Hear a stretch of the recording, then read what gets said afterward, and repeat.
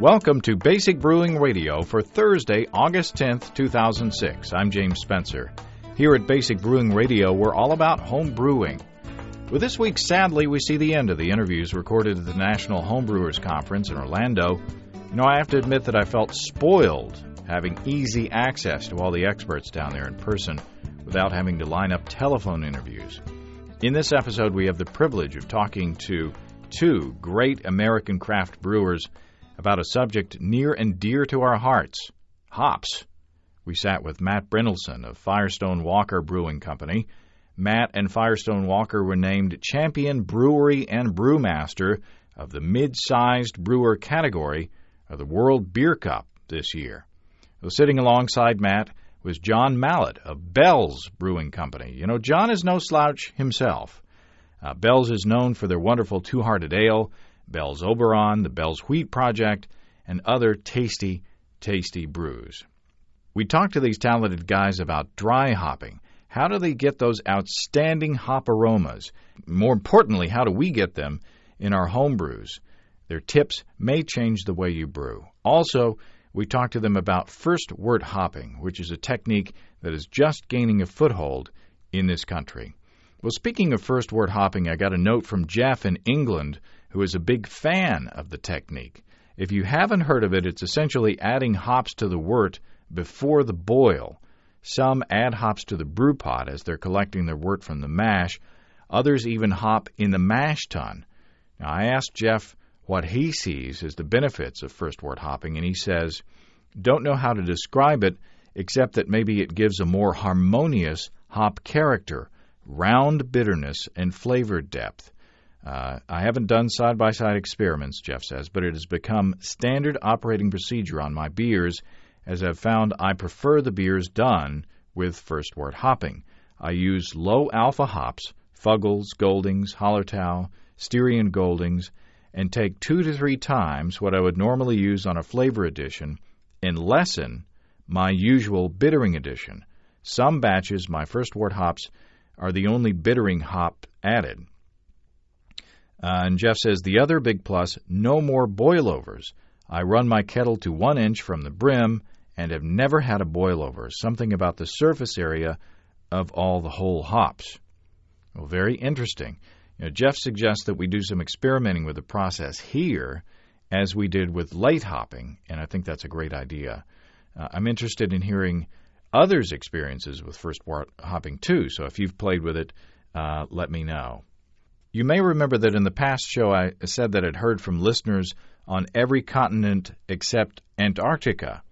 Well, John from Australia wrote with a couple of web links that show that homebrewing does in fact happen near the South Pole. John even sent me a clipping from a list of regulations for New Zealand Antarctic personnel for home brewing. Now, this is listed as procedure number 1. And it's dated June 2004, and it's titled Production of Homebrew Beer and Distillation of Spirits. The objective of this procedure is to facilitate the making of homebrew by those who wish to carry out this activity and to ensure that the making of the product is controlled to an acceptable level. Number 1, the making of homebrew will be permitted under controlled conditions during the winter season only. It's a long winter down there, so I guess they got to get some homebrew to help them make it through it. Number 2, those wishing to operate homebrew kits at Scott Base must make application to the winter manager who will advise Antarctica, New Zealand of any approvals given. Number 3, the winter manager is to be made aware of any brews underway and their location at Scott Base.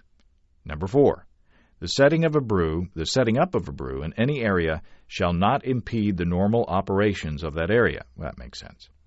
Number 5, the stored product shall not exceed an acceptable level. This level will be determined by the winter manager. So it would behoove you to get in good with the winter manager.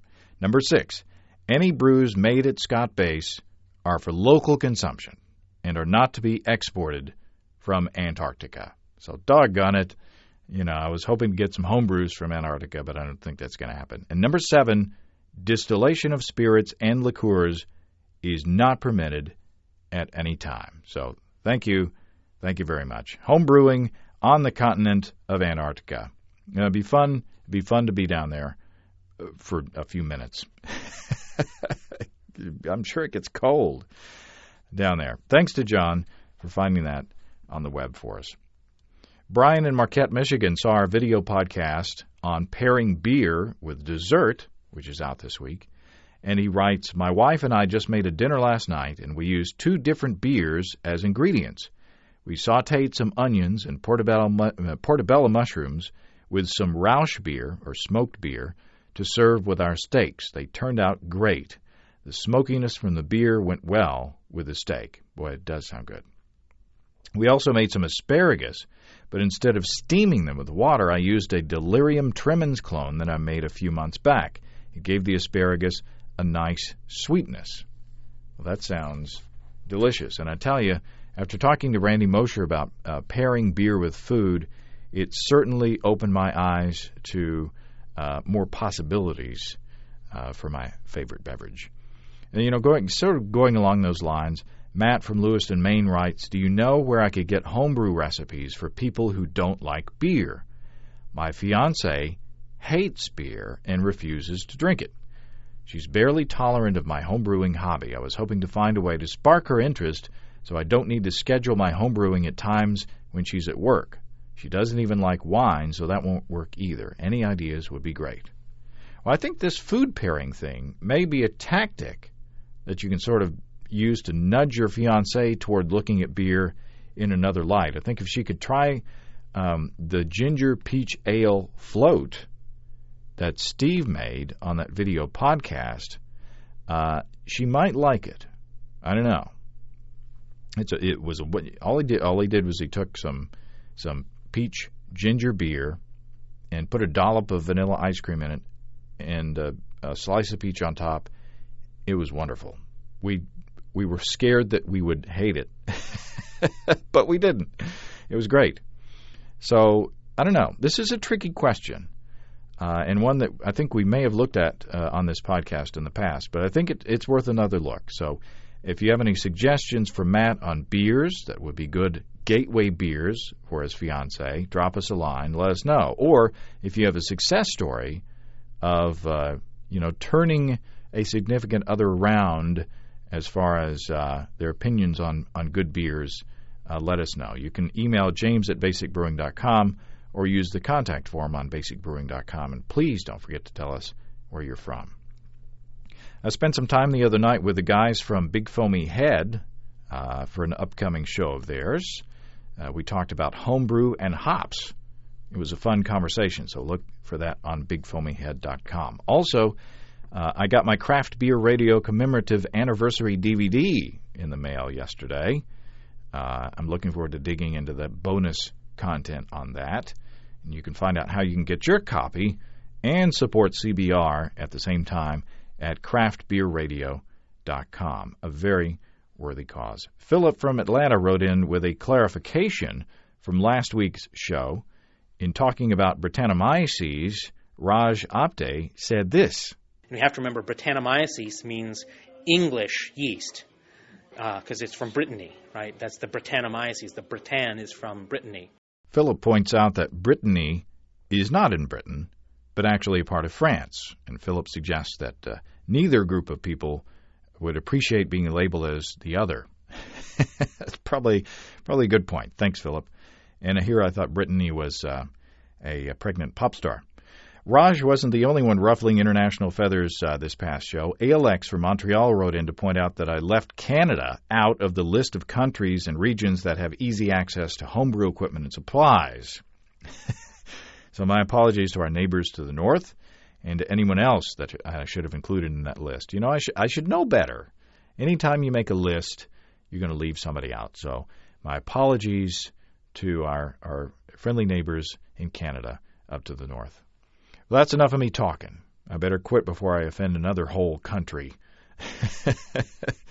Let's get on to a conversation with Matt Brynildson of Firestone Walker and John Mallet of Bell's. Matt gave a presentation on the eternal quest for the ultimate hop impact. That was the name of his session. When I asked him to talk to me about his presentation, John Mallet was standing close by, so I nabbed them both. And we went out onto the somewhat noisy porch of the conference center there to talk about hops.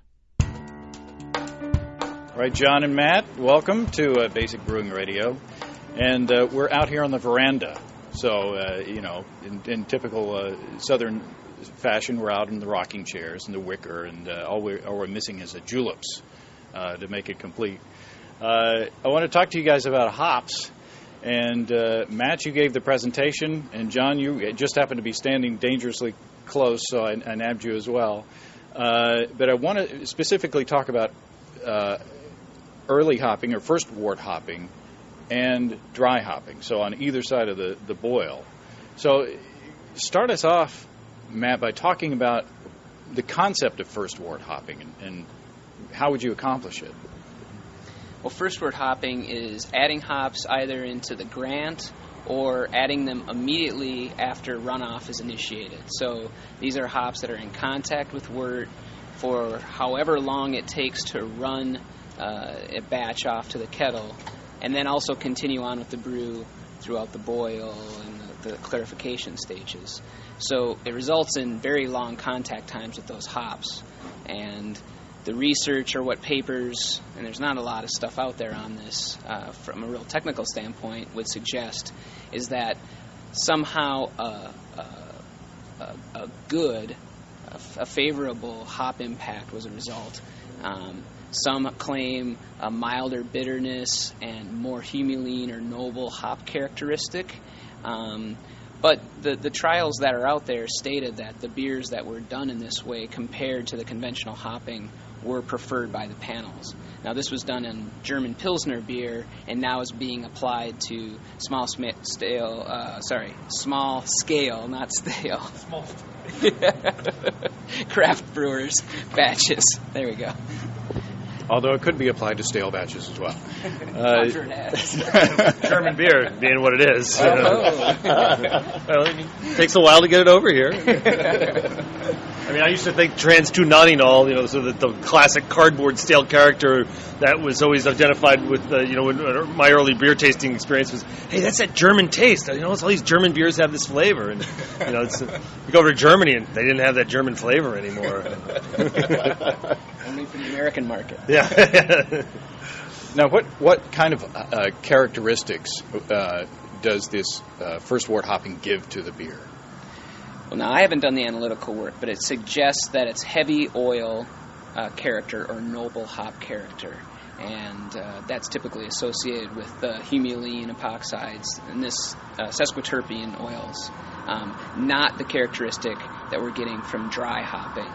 However, I think the people that first read that literature, they heard hoppy and hoppy notes and aroma and flavor, and they may have assumed that it was fresh hop character, but it's something completely different, in my opinion. Is this a concept that you guys are interested in exploring? Yeah, I mean, I think it has some interest, but in talking to, we're pretty happy with what we're doing right now in terms of the ability to get hoppy characters into our beers. And from talking to other brewers who have played with this a little more extensively, it's very much my impression that there's a hoppy character that you get from beta acid oxidation, this breakdown characters that is so different than the really fresh, sort of high notes, the citrusy sort of characteristics. And I think that what you're doing in some ways by doing that, by having a very long contact time, is you are perhaps enhancing some of that oxidative capacity by holding it for long periods of time. I sort of think of often sort of German noble hops as being fundamentally about degradation of those beta acids, more so than the fresh, either very aromatic, citrusy kind of characteristics, and of course very different entirely than just straight bitterness in a hop. And also, did you say that these characteristics might be masked by some of the stronger American beers that we're experiencing nowadays? Right. It seemed like the styles that this type of hopping fit best were lighter beers that weren't dry hopped, lighter beers where subtleties would come through and be apparent. Now, in a homebrew environment, the hops would just be added. Oh, and you were talking how much of the hop volume would be added to the brew pod as you're essentially filling it? Just after leaving the talk, I was probably approached by a half dozen people on the subject, and it sounds like some of the homebrewers have more experience with this than, myself at least. But once again, the literature suggested 30% of the hop charge that was going to be added to the kettle and leaving the rest of the recipe the same. Now, I don't recall the exact numbers. It would lead you to believe that you'd end up with a little more utilization and possibly more bitterness in the finished product. But again, the panel selected those beers as preferred over the conventionally hopped version. And some of the people that I talked to after just recently here at the conference suggested they got a softer bitterness from first Wort hopped beer on the homebrew scale. So, I think that's left to be known for sure. Let's move on to a topic that you guys definitely know more about, and that's dry hopping. And keep in mind that, we're talking to a homebrew audience. First of all, preference between whole hop and pellets? Personally, my preference is for pellets. I think that, my job as a professional brewer is to attempt to consistently produce the product time and time again. And I think that the stability of the package in pellets is just far superior. And I don't want to make a hop beer that is, this is our hoppy beer for January, this is our hoppy beer for August. I want to be able to settle into something so when somebody buys my product, they know that what they're pretty much going to get. And for that reason, I think that the dry hopping with pellets is preferred for me. Another real advantage is just the sort of storageability inside of our plant and handling. When we're dry hopping, we're putting in excess of 200 pounds. We're handling in excess of 200 pounds, and trying to get that into beer, to dissolve, just to be in the beer, to get in contact with the beer, not to float on top of the beer, not to float down through the beer and settle in a solid mass, is it's a proposition. So we have found that we've had by far the best results with dry hopping with pellets. Matt? I tend to agree. I always preface this that by, Sierra Nevada is one of the pioneers in some of this dry hop beer, especially on the commercial level. And they did it with whole leaf and have done it with whole leaf. So great beers are made with whole leaf. But I agree with John that from a practical standpoint, pellets are much easier to handle. From a year-round consistency, they're superior in that way. And the fact that it's ground material, ruptured lupulin gland, there's surface area there. There's a quicker release of what you're looking for into the product. And in modern vertically oriented cylindroconical fermenters, it's super easy to handle. You put it in the top, it comes out the bottom, clear beer comes out after. And I think that same thing applies on the homebrew level. I think that it's probably easier and a higher yielding process than using whole leaf. Now, there's different characteristics, and the little I played with whole leaf, there is something different there than pellets. So, there's a level of subjectivity to this. There are brewers who want that whole leaf character. They want a little more of that vegetative, herbal, however else you want to describe it, character. But in the end, I prefer pellets, definitely. Yeah, I think that, for us, we use a lot of Centennial and dry hop in our beers, and I think that, for those styles, that really works well. That being said, I've also made significant amount of beer using much more herbaceous kind of beer, using East Kent Goldings, trying to get those in there. And again, it seemed like with those beers, we were able to get more of a sort of green character to it than with the pellets. And then, going back to a little bit on that first Wort hopping, I think if you're going to do mash hopping, especially, or anything that's going to end up in the lauter tun, whole leaf is the way to go, absolutely. And I kind of consider mash hopping just another form of first Wort hopping. hop back activity or filtering wort, whole leaf works great. You go to whirlpool and dry hop, pellets seem to work so much better, at least at the scale that we're operating at. And I experienced the same thing when I was homebrewing as well. I like to call whole hops hop sponges, because of the amount of beer that they soak up, and it seems like to me that at least in the boiling, the pellets were a lot easier to handle as well. I can't imagine brewing on the scale that you guys do and doing that with whole hops.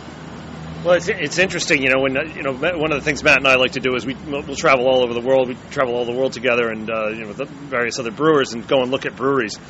And truly one of the most impressive sort of commitments to quality that you see is in Anheuser-Busch. Now, I don't drink a lot of yellow beer.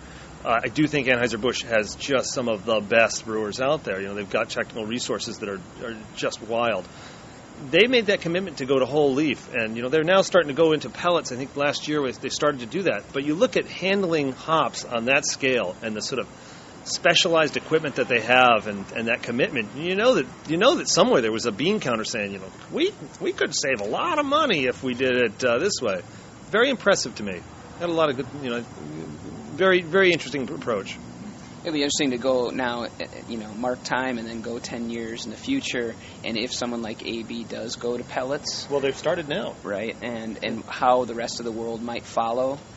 Or 10 years from now, how many large brewers are really going to bother with handling whole leaf, or if they've finally decided. Because so much of this also is tradition, and so much of it is, brewmaster before me said whole leaf is the way we do it, and the family says that's the recipe, and that's what we're doing. And opening our eyes to new approaches as well.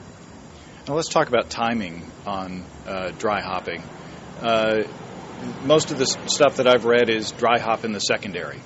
That way you have less chance of infection or contamination. And from your slide presentation, Matt, you seem to disagree. Yeah, and a lot of this isn't just coming from myself. This is, I did the survey and called around to a lot of other award-winning craft brewers, and it turned out that most of them were doing it, it's more like between primary and secondary. Few were adding hops during an full active fermentation, but very shortly thereafter. And mind you, most of this is happening in cylindroconical unitank fermentation, where secondary is happening in the same vessel, but it's happening on the warm side. That's what most brewers are doing. And we look at it, and a lot of these other brewers look at it from just like all chemical reactions. If you're looking to do, what we're trying to do is we're trying to extract flavor and oil and character out of the hops. That's going to happen faster at warm temperatures. It's going to happen more readily at warm temperatures. So, there's great beers that are probably made, I shouldn't say probably, there are great beers made with secondary dry hopping on the cold side, but they sit on the hops longer. And I think they tend to have more of that herbal kind of vegetative, herbaceous character to them. John? Yeah, absolutely. I mean, I think that, for us, what we like to see is we like to see the fermentation up and down. We like a good, strong ferment. And as soon as that starts to calm down, I want to get those hops in there. I want to get them in there while I still have some fermentation going on in the tank. There's some movement in that tank. There's some turnover. If there's any oxygen that's incorporated in there, it's very quickly scavenged with that yeast. I've got a warm condition for it to sit in, and then we'll start to probably leave it on there for most of a week or so, and then move it into a different tank. And for us, the process works really well. We end up with startlingly clear beer for a brewery that doesn't filter. Oftentimes I'm at the pub and one of the regulars will walk up with a glass of beer and say, like, "When did you guys start filtering?" And it's impressive that especially with those racked dry hop beers, just how much clearer they are as well. Do all of your patrons talk like that? I reckon. No. No, usually talking to falsetto.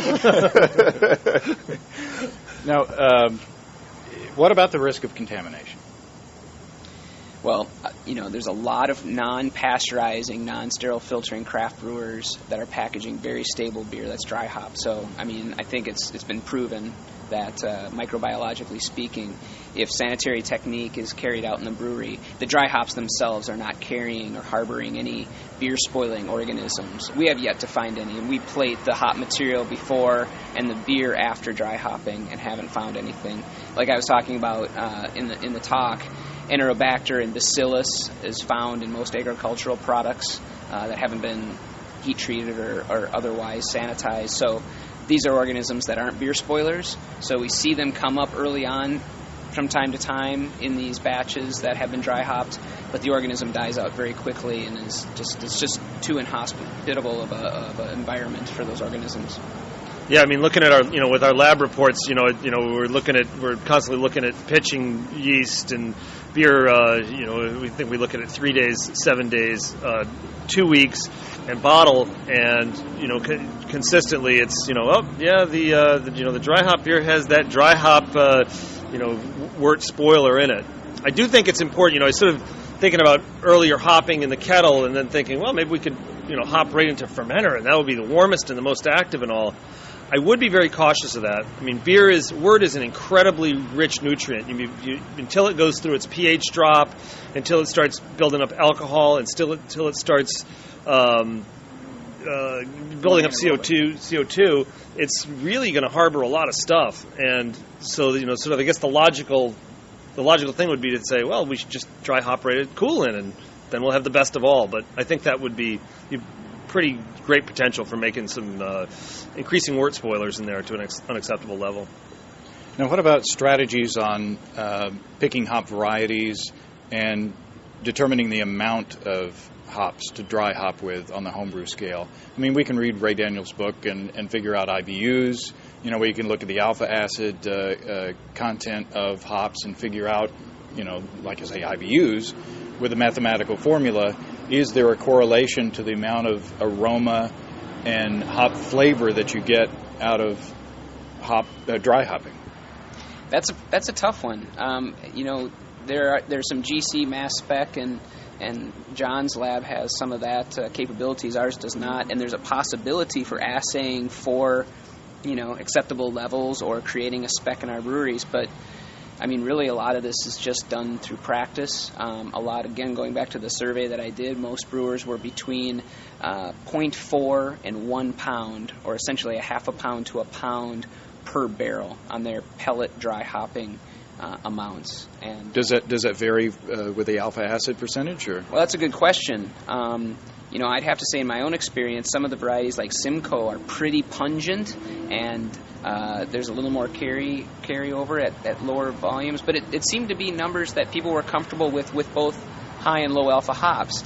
Now, if you were to take all these beers and line them up, I mean, that's really what needs to be done next, is some analytical on this and some, and come with some points and numbers. Everything else is a bit subjective. I mean, and my first brewing job was in Boston at a place called Commonwealth, and we made cask-conditioned real ale, unfiltered, fined, served warm, down the street from the Boston Garden where the Bruins and the Celtics play. This was 1987. We were dry hopping beers then, and it was, I should have been wearing, antlers on my head, and people would have looked at me more straight than when they came in and asked for a bud. That being said, we were making beers back then. We were dry hopping them quarter pound per British barrel. Now, British barrel's about 43 or something like this U.S. gallons. So we're talking, 1 ounce per 10 gallons, half ounce per 5-gallon batch. Very low level. And you would pick it up on these light, it's a light British bitter, probably 1040 in there. And you would pick up a little bit of it. At this point, we're also, I think, the half to 1 pound per U.S. barrel. So that's 5 ounces per 5-gallon batch, right? So there's a really wide range there in terms of how much people are adding. People are accepting more dry hop character in their beers, and now with the double IPA and soon to be probably recognized triple IPA style, I mean, it gets to a point of, some people would say being obnoxious, but back to what you were doing originally, when you go to the UK and you taste some of these, beers, what we're modeling our beers off of, there's a level of subtlety there that you really do have to appreciate. So, back to the original question, there's no right or wrong answer. I think each individual brewer and consumer makes up their mind on what they like. I mean, I kind of fancy some of these products that are very lightly dry hopped, and when you taste them, you don't necessarily, it doesn't taste like a dry hop beer, but it added some element of complexity that wouldn't be there if it hadn't been utilized. So that's also important. Matt, let me ask you this. Do you guys, I in general, when we're writing formulation, I will specify, X pounds per barrel. And I don't know if you do any variation. I personally do not. I feel like, we settle on a varietal. That varietal is going to be relatively stable from year to year. The alpha acids may fluctuate somewhat, but really what I'm looking for is, I'm not picking up any alpha acids in it. I'm looking at oils. Mm-hmm. Right, and when we go to selection, too, we're all about the aroma of those hops. I mean, throw whatever the alpha number might be out the window, because we're looking straight at, does it smell right to us, and is it pungent, and is it going to work well as a dry hop?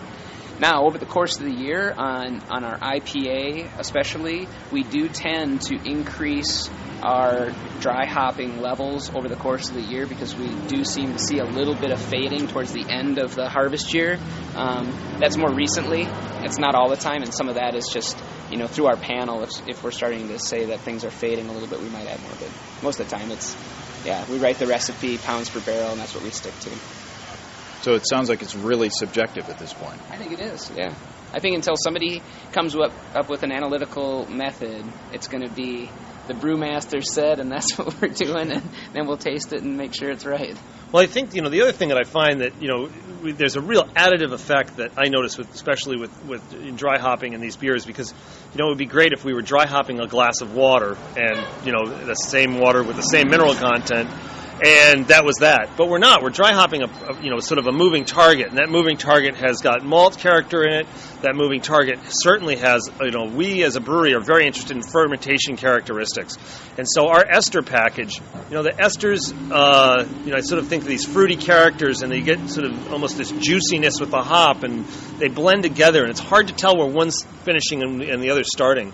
I do think that we would have a significantly different beer, and people would probably ascribe that to dry hop. You must change something on dry hop if our sort of the fermentation characteristics, our esters, our higher alcohols changed significantly, or even a little bit. Absolutely, I agree with that completely. So one final shot for the homebrewers. What do you think is either a short list or your number one strategy for getting that wonderful dry hopped character that we get out of your beers? Keep it really simple. Dry hopping, like we've been saying, on the warm side, just towards the end of the primary fermentation, when we're still at warm temperatures. I'm a little different than John in that I go for shorter contact times. I'm looking for pure oil characteristic, and I'm trying to stay away from the vegetative characteristic. I'd rather use more hop for a shorter contact time than less hop for a longer contact time. But I think John pointed to something that's even more important up front is if you don't have a clean beer up front, if you don't have a good fermentation up front, if you haven't crossed your T's and dotted your I's before you did the dry hop, that dry hop is just going to combine with those muddled characters to create something that's not pleasing. So, we tend to dry hop. The recipes that we're dry hopping, going back to the malt bill, are very simple, straightforward recipes, well-attenuated beers that will showcase that dry hop aroma. We're not competing with big malt bomb recipes or formulations. And that's been a key to our pale ale success, I think, if you look at it on paper, it is the simplest malt bill, a low starting OG, and it's a very dry finishing beer, and the dry hop aroma and flavor just comes off of that very simple palate really nice. I'd say for me, the critical thing there is just making sure you have, super fresh, the sort of well-handled hops. They don't need to be fresh, in age, but they do need to have a very fresh character to them. So that means they need to have been well-handled. Those oxidized, cheesy aromas will just ruin that. So much of what we're looking for, the really high notes, those really great volatiles that are going to get carried up, and unfortunately those volatiles are also the ones that are going to be carried away very quickly.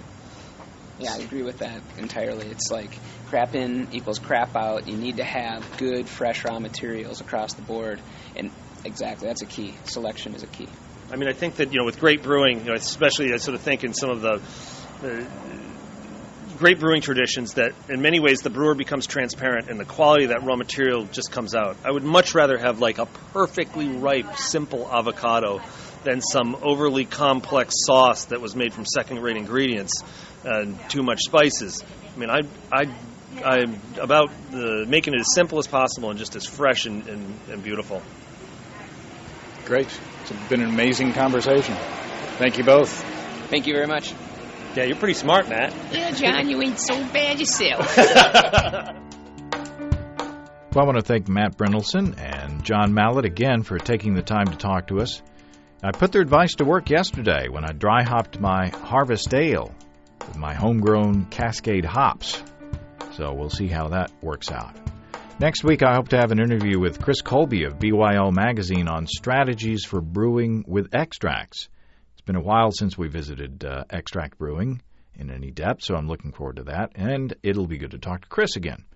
If you have brewing questions, show suggestions, or just want to say hey, write to james@basicbrewing.com, or just fill out the contact form on basicbrewing.com, and please don't forget to tell us where you're from. While you're on our site, you can check out our online shop where you can find great pricing on our DVDs and a combo deal to save you even more. In our first DVD, Basic Brewing Introduction to Extract Home Brewing, we walk you through the extract brewing process step by step from boiling to bottling. And in Basic Brewing Stepping into All Grain, we take you through the all grain process from milling your grain to collecting your wort. You can see a listing of the fine folks across the country who sell our DVDs on basicbrewing.com. And if there isn't a vendor in your area, you can order it from us online, and we'll send it to you ourselves. Well, that's all until next week. Until then, thanks for listening, everybody. I'm James Spencer. Production help for Basic Brewing Radio and our website is provided by Kelly Dodson. Basic Brewing Radio is a production of Active Voicing. We'll talk to you next time. So long.